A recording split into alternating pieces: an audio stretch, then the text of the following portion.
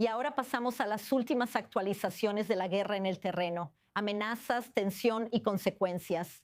¿Está el tema del control sobre el estrecho de Hormuz a punto de arruinar un alto al fuego que ya es frágil? Bueno, el presidente Donald Trump está amenazando con destruir los barcos iraníes que intenten cruzar el estrecho de Hormuz, ya que el bloqueo de Washington en esa vía marítima crucial entró en vigor en las últimas horas, tal como lo prometió. El líder estadounidense afirmó en redes sociales que la Marina de Irán ha sido destruida antes de decir que Estados Unidos no ha atacado las lanchas de ataque rápido de Teherán porque no las consideró una amenaza, pero está advirtiendo que si alguno de estos barcos se acerca al bloqueo, serán eliminados, usando lo que él llama el mismo sistema de eliminación que usaron contra los narcotraficantes en barcos en el mar.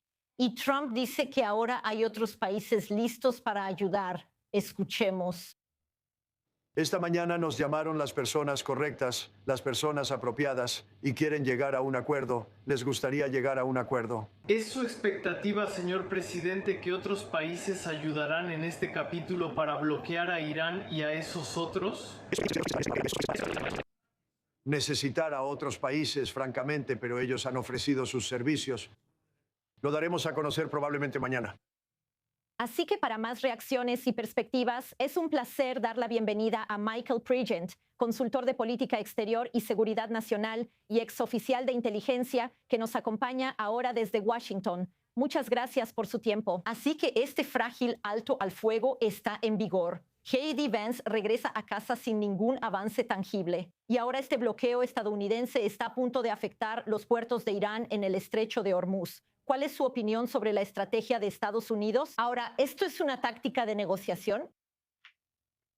Gracias por invitarme. Lo que creo que es importante es que el movimiento de los barcos antimisiles de crucero de la Marina de Estados Unidos y la operación de limpieza de minas ocurrieron en las últimas horas de las negociaciones. Así que, mientras el equipo estaba negociando en Islamabad, Estados Unidos movió dos barcos que iban a realizar operaciones de limpieza de minas al estrecho de Hormuz. Eso es una señal fuerte para el régimen de que la administración va en serio con sus líneas rojas. Y recuerden, el alto al fuego se basó en lo que Islamabad o Pakistán le pidió a los iraníes que hicieran como un gesto de buena voluntad para abrir el estrecho de Hormuz. No lo hicieron. Empezaron a cobrar impuestos a los barcos de más de $2 millones para salir, y esto pone fin a eso. Esto le quitará aproximadamente $78 mil millones al régimen al año si esto se mantiene. Pero el régimen probablemente no puede durar 13 días más con las reservas de petróleo que tiene. Necesita moverlas o se echarán a perder. Así que eso es un giro interesante.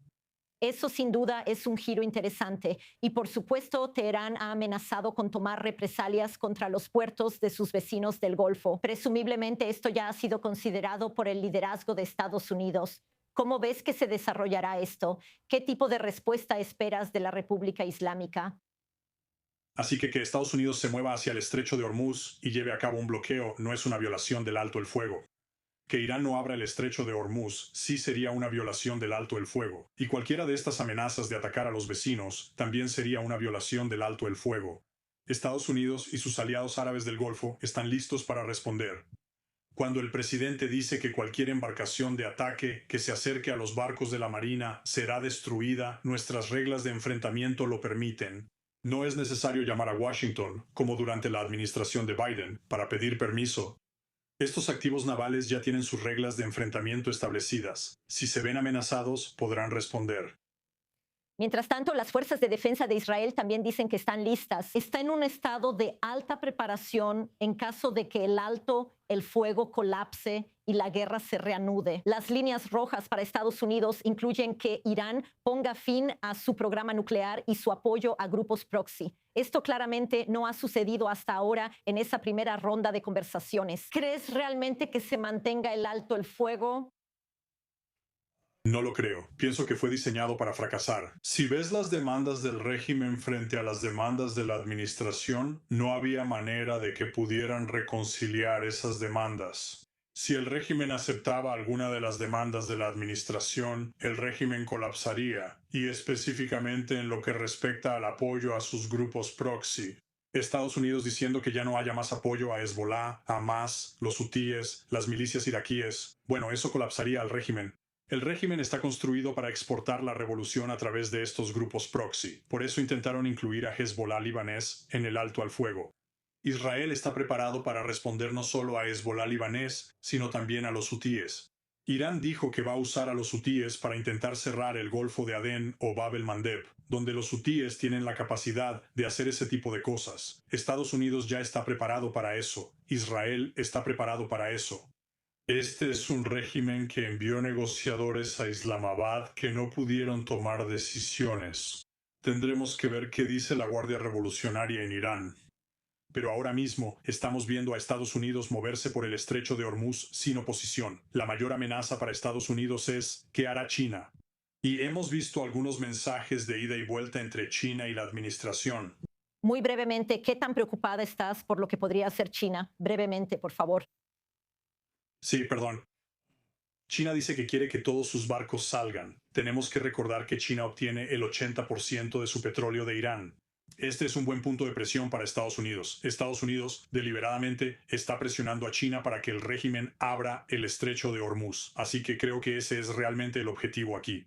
Sin duda estaremos atentos para ver cómo se desarrolla todo. Michael Present en Washington, agradezco tu tiempo, agradezco tus comentarios. Muchas gracias. Gracias por invitarme. Y ahora, para hablar más sobre este tema, es un placer dar la bienvenida a Arash Azizi, escritor colaborador en The Atlantic y académico visitante en la Universidad de Boston. Muchas gracias por tu tiempo. Hay mucho de qué hablar. La primera ronda de conversaciones en Pakistán duró 21 horas sin ningún resultado. Tus fuentes en Teherán parecen pensar que habrá otra ronda en Islamabad en los próximos días.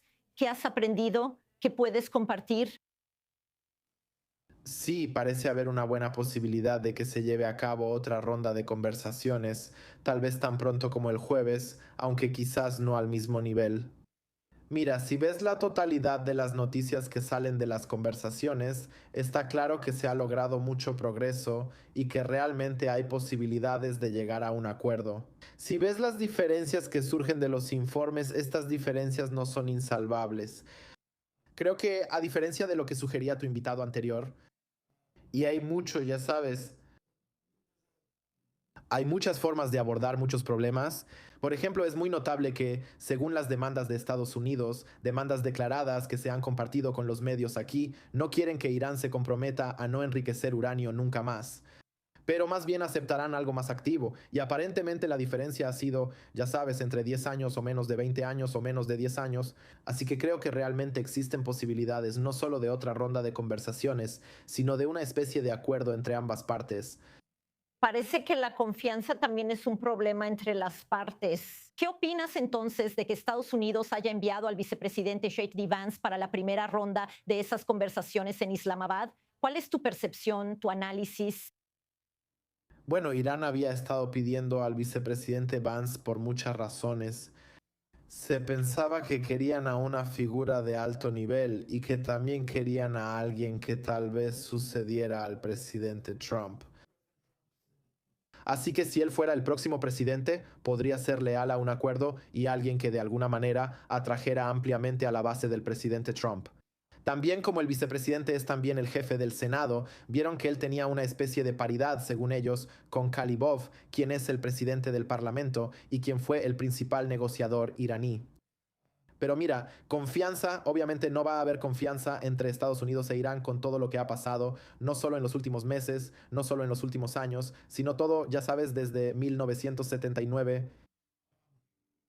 Pero los acuerdos diplomáticos nunca se basan en la confianza, se basan en la verificación, garantías y consecuencias coercitivas.